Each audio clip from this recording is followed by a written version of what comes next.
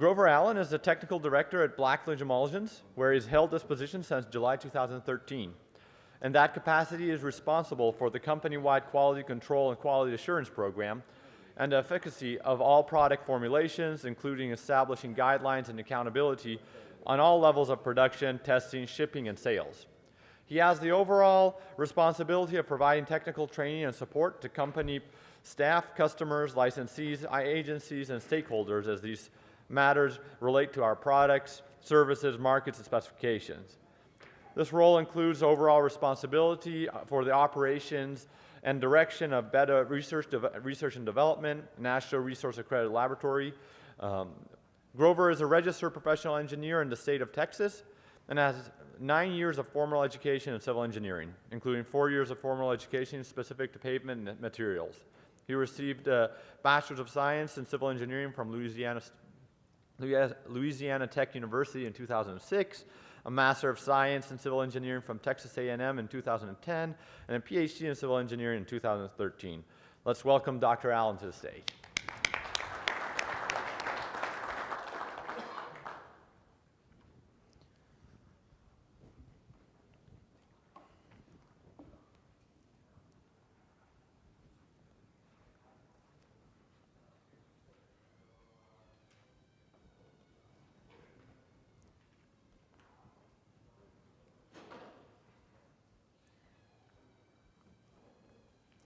Thank you for that welcome, Hassan. Today I will be talking about upping the ante, what binder modification can do to impact performance.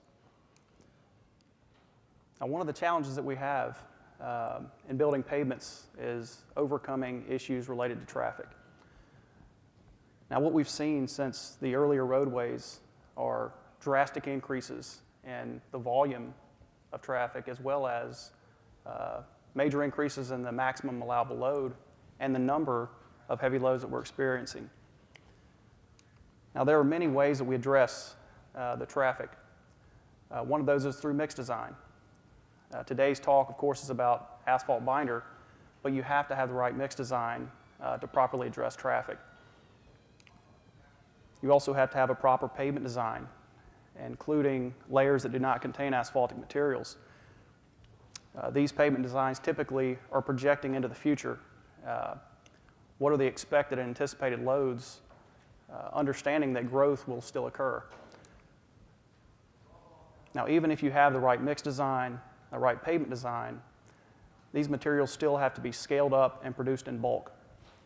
And then the roadway has to be built. Any of the flaws in any of these methods can cause issues in performance. However, if all of these are executed perfectly, yet the right binder is not selected, you can still have these types of issues. And a primary reason that we modify binder is to resist rutting. Most of you are aware of this. When most of us think of conventional modifiers, we're thinking of different polymers and rubbers. Now, one of the things that the PG grading system has done for us is shown us that stiffness, of course, can resist rutting.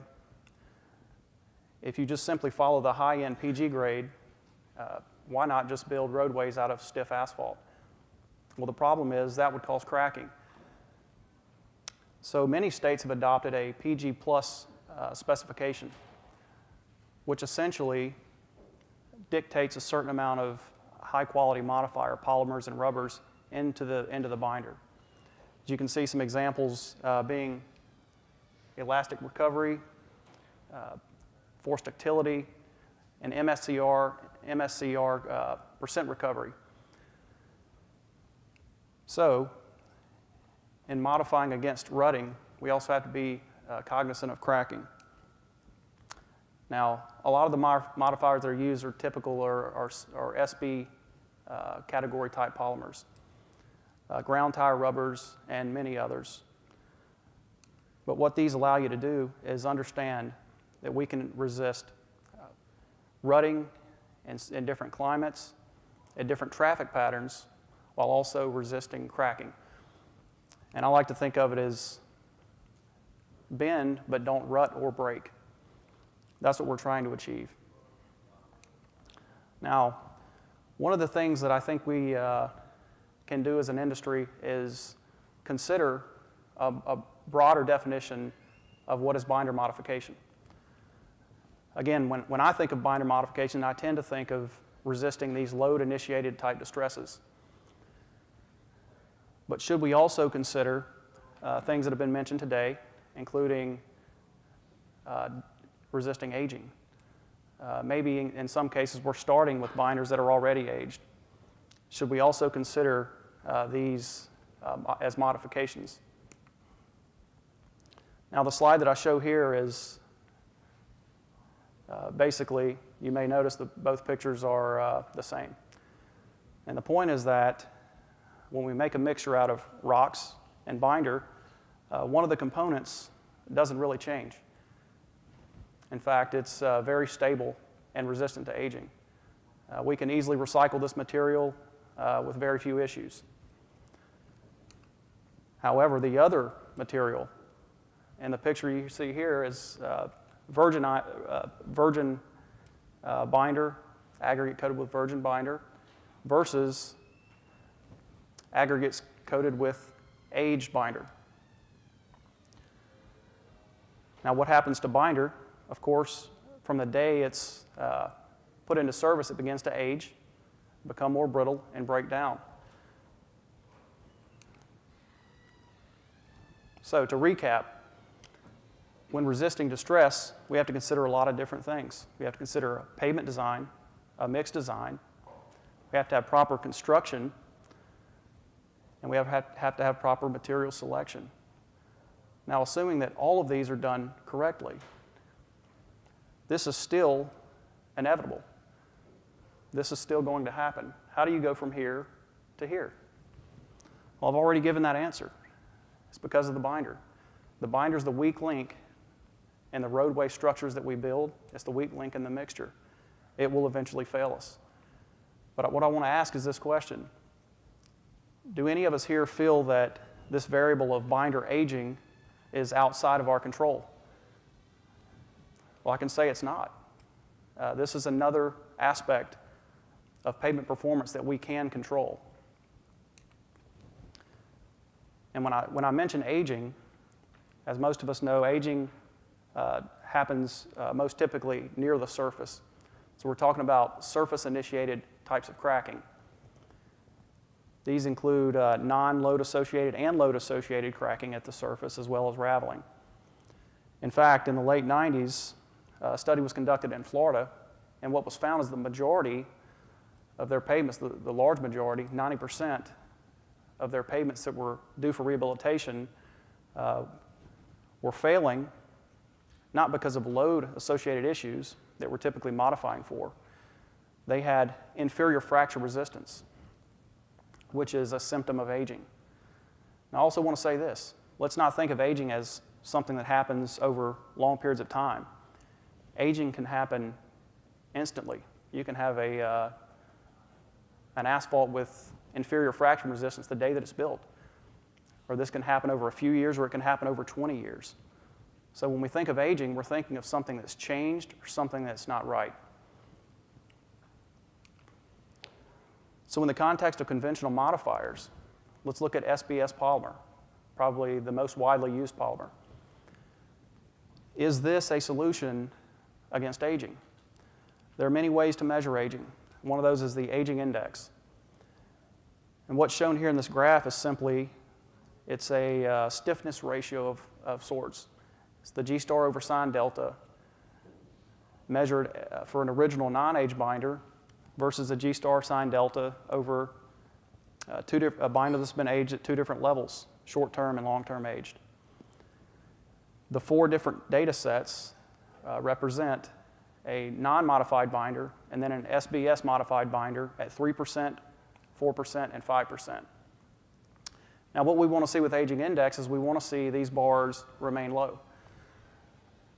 Do we see in this data, is it showing that polymer is resisting aging? The answer is no. We include the polymer, and the aging is happening at about the same rate regardless of whether polymer is there or not. Now, this is for the G-star over sine delta. We can also look at other parameters. coming from the bending beam rheometer, such as stiffness and M value. Once again, we have the same 4 data sets: original binder with no modifier and polymer at 3 different percentages. Going from left to right, we have more aging. With stiffness, we want stiffness to remain low at low temperatures. And as you can see, whether or not polymer is included, the binder's aging at about the same rate according to stiffness. You see the same thing with M value. We want M value to remain high and have the ability to relax and relieve stress. But what we see is, whether or not polymer is included, we begin to lose M value at about the same rate. One more data set, ductility. Ductility is commonly linked to cracking. And one thing that we know about ductility and polymer and ground tile rubber modifiers is that they have a big impact on ductility. They give us much higher ductility values, as this graph shows. However, this particular study was investigating how long do those effects last. And as you can see, after 12 months in an environmental chamber at 140 degrees Fahrenheit, the binders that were modified and had a high ductility essentially now look the same as the base binder in terms of ductility. So once again, are these modifiers resisting aging? The answer is no.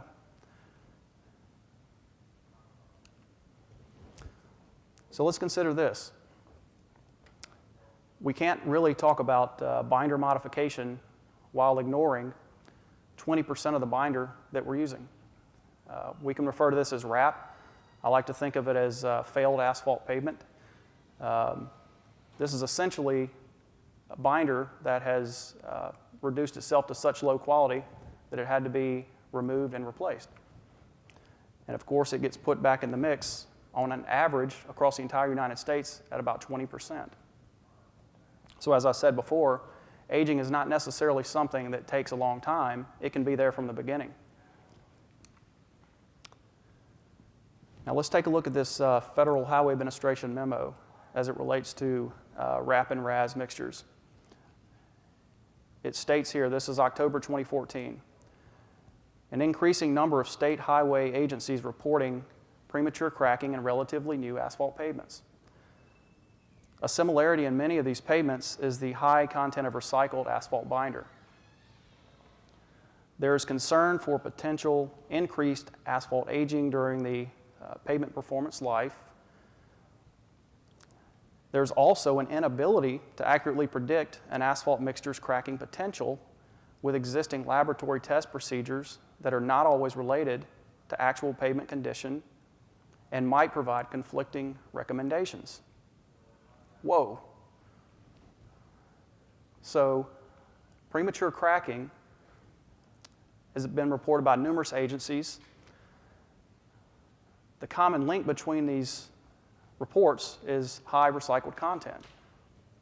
There's concerns of premature aging because this is happening in pavements that are only a couple of years old, and we don't know how to predict it. We don't know how to predict the cracking. There's a lot of information here. Now that was 2014. This is 2017. This is an Asphalt Institute publication titled Recycling Responsibility.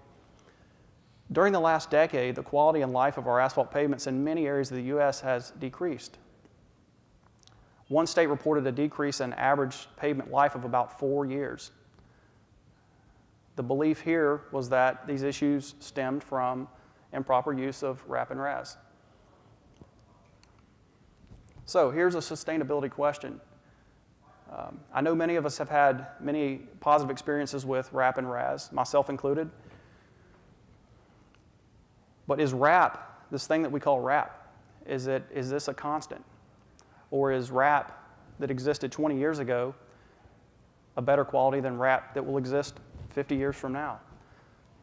This is an important question to ask. We can't just draw on prior experience because RAP is always changing, and the trend is that it's changing for the worse if we're not modifying it. One more example, this is out of Alabama. A county engineer puzzled by asphalt problems. We have asphalt on roadways in different areas of the county where sections are just crumbling. Hill told county commissioners during a recent work session. And in some case, the asphalt is not very old, maybe only a couple of years. So, when the starting point is aged asphalt binder, in this case coming from RAP, just look at a simple comparison picture. Which one of these are better? My 3-year-old kid can answer this question. Okay? Now, there's cost associated with this, of course, but does this give us a better life cycle cost? The picture on the left is actually the material that's commonly used and commonly approved to be used up to 20% in virtually every state. What about aged asphalt binder coming from RAS? The picture on the left is heated RAS. As you can see, there's virtually no adhesive properties in this material. Almost looks like aggregates. We blended this RAS with virgin aggregates, heated it. They wouldn't even stick together. The picture on the right contains no virgin binder. This is just modified RAS. And it's easy to see the difference. So what about the data? We typically follow the PG grade. Now in this picture we have there are 2 light-colored bands. The top band is the high grade, the bottom band is the low grade. And as you can see, the virgin binder, of course, falls within these 2 quality control points. Now what's interesting is this binder in the middle. This binder was made following conventional teachings on how to blend high percentages of RAP, which simply says to take RAP and blend it with a softer binder. In this case, we used a PG 52-28.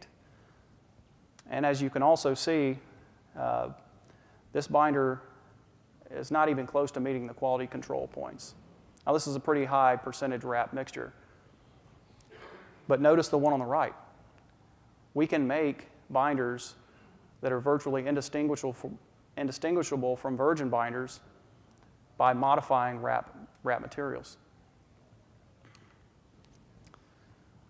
So it's fairly obvious that many people believe that the improper use of RAP and RAS has led to many of the aging susceptibility issues that we have seen. But I pose the question, does the problem also lie with the virgin binder? In order to investigate this, we have to look outside of our PG grading system. One way of doing that is using delta TC, which has already been mentioned today. This is a parameter that if you have the ability to perform PG testing, then you have delta TC readily available. This simply comes from the bending beam rheometer data. If you have the M value and the S value, you already have delta TC. You just take the failure criteria for these 2 properties and subtract them, and the difference is delta TC. So what we have found is that there's actually, whereas one of these values is typically discarded, we found there's actually value in investigating the 2 values together. And what we have found is that keeping these 2 values closer together has become a fairly good predictor of cracking performance. So let's look at some data here. There are 3 different binders in this graph, and the y-axis is delta TC. Notice the light gray box labeled as the high performance asphalt range. It's labeled this way because we want delta TC to be close to 0. That's ideal. On the x-axis, going from left to right, we have more aging. Now I want to draw your attention to the white box. Inside of this white box is how we operate today. Even if we were to adopt a property such as delta TC, it's not likely to help us very much if we stay inside of this white box. Because within this white box, these 3 binders are virtually the same. They would all be revealed to be high-performing binders. Now, the interesting thing about this white box is it represents about, depending on who you ask, about 2 to 7 years of aging in service. Now, before I got into the materials side of the business, I was a pavement engineer. And one thing that I can tell you is not once did I ever design a pavement to last less than 20 years. We don't design pavements to last 2 to 7 years. So why do we look at aging in ranges of 2 to 7 years? When you look beyond 2 to 7 years, a completely different picture begins to unfold. These three binders are not the same. They're very different.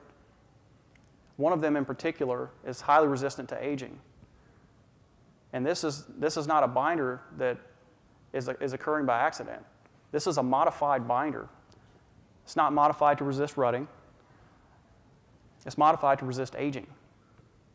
We have the capability to do this. Is this something that we should be considering? Another way of looking at this data, instead of looking at delta TC, just pulling the delta TC cracking limits, a cracking warning limit and the accelerated cracking limit. One of these binders can experience 3 times the aging before it hits the accelerated cracking limit. Yet, these 3 binders are considered equals.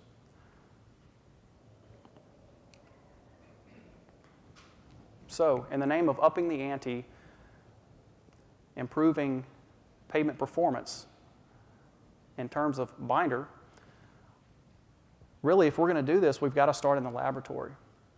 Of course, we have conventional modifiers that play a very important role in resisting structural distress, but we also have to look at aging. If everyone involved in road building and pavement design and pavement engineering does their job perfectly, the roadway will eventually fail due to aging. So how we improve aging is we have to look beyond 2 to 7 years of aging in our laboratory studies. We may need to adopt additional test protocol that goes beyond the PG grading system, the same as we have done for rutting with PG plus specifications. We've adopted additional tests. We may need to do that for aging. We need to consider modifying RAP and RAS. I mean all RAP and RAS. Because we've got to think not just about now, but what happens 50 years from now if we continue to put this stuff in. We should be thinking of using engineered age-resistant binders, because the road builder is just using the tools that they have. They're using the approved materials. We can give them better tools in their toolbox.